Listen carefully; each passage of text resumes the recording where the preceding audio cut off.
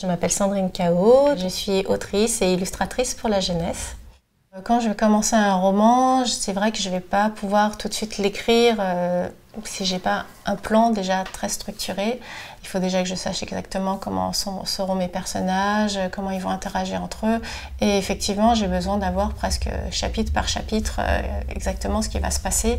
Ça ne m'empêche pas non plus de parfois dévier et puis de réécrire complètement ou de me dire bah non, finalement, je ne vais pas l'écrire comme ça, ce roman, mais je vais le réécrire d'une autre façon. J'ai besoin d'écrire entièrement le roman en fait avant de le proposer. Et donc c'est seulement vraiment quand j'arrive à une version aboutie en général que je vais proposer le projet à un éditeur. Mais une fois que j'ai proposé ce projet, voilà, pour moi c'est important de refaire des corrections dessus, de retravailler le manuscrit jusqu'à voilà, ce qu'il soit vraiment bien.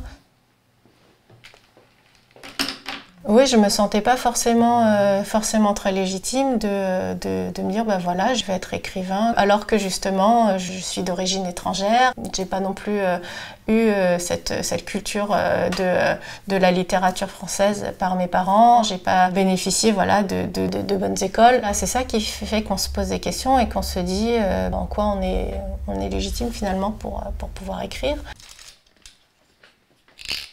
Non, je crois que je ne me suis pas vraiment débarrassée de ce problème de légitimité. Peut-être qu'en étant justement d'origine étrangère, est-ce qu'on n'est pas toujours en train finalement de chercher sa place? C'est vrai que c'est un thème assez central dans mon travail. Quand on est enfant, quand on est adolescent, on essaye justement de se construire, de trouver son identité. Et je pense que le fait de creuser dans ses origines, c'est ce qui permet justement de retrouver un peu qui on est.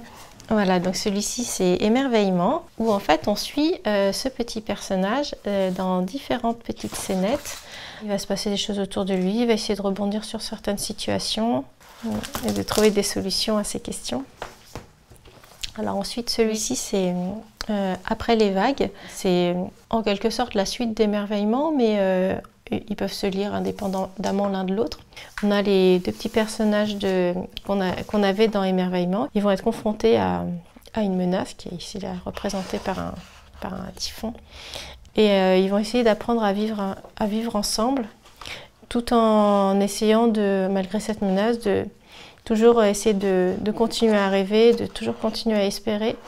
Alors dans les romans, j'ai commencé par écrire des petits romans comme ceci. À chaque fois, c'est un narrateur qui est collégien en fait, et puis qui va être confronté à différentes choses. Bon, ici justement, dans Le banc, c'est un peu autour de la question du racisme et des origines étrangères. Dans Le pull, on était sur la question du harcèlement finalement.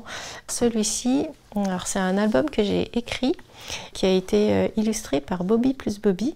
En fait, c'est une histoire qui me tient à cœur parce que on est ici sur le thème des émotions. Donc l'héroïne, elle a du mal à s'exprimer, à exprimer ce qu'elle ressent, et elle a l'impression en fait d'avoir une fleur à l'intérieur d'elle. Et voilà, donc elle raconte comment cette fleur l'empêche de parler, l'empêche d'exprimer ce qu'elle ressent. Je ne vis pas de mon travail d'autrice et d'illustratrice, peut-être aussi parce que je ne publie pas forcément beaucoup. Je n'ai pas non plus envie forcément de participer à la surproduction en littérature de jeunesse. Donc comme je ne fais pas de commandes, finalement c'est des projets qui sont très personnels et qui vont mettre vraiment beaucoup de temps à mûrir, à se construire et donc à être finalisés. C'est peut-être aussi pour ça que je n'arrive pas non plus à vivre de mon métier. Je me sens assez concernée par les combats des auteurs et des illustrateurs pour avoir une meilleure reconnaissance du statut, pour avoir une meilleure reconnaissance de notre travail. J'essaye d'être engagée dans la mesure où de ne pas accepter n'importe quelle condition non plus, d'essayer de faire un projet quand voilà, j'ai de bonnes conditions de travail. Peut-être qu'il y a une autre forme d'engagement aujourd'hui, justement peut-être en essayant d'apporter une voix supplémentaire justement en littérature de jeunesse, une voix qui serait différente en étant issue de l'immigration. C'est peut-être important de montrer à d'autres enfants qu'on peut être auteur, écrire des livres, même si on ne vient pas forcément de ce milieu-là au départ. Dans 15 ans, je me vois toujours en train d'écrire et d'illustrer des romans, albums, ou non, je pense que je continuerai à le faire. Pour l'instant, j'ai l'impression d'avoir encore des choses à exprimer, des choses à partager. Oui, il y a toujours des choses à raconter de toute façon.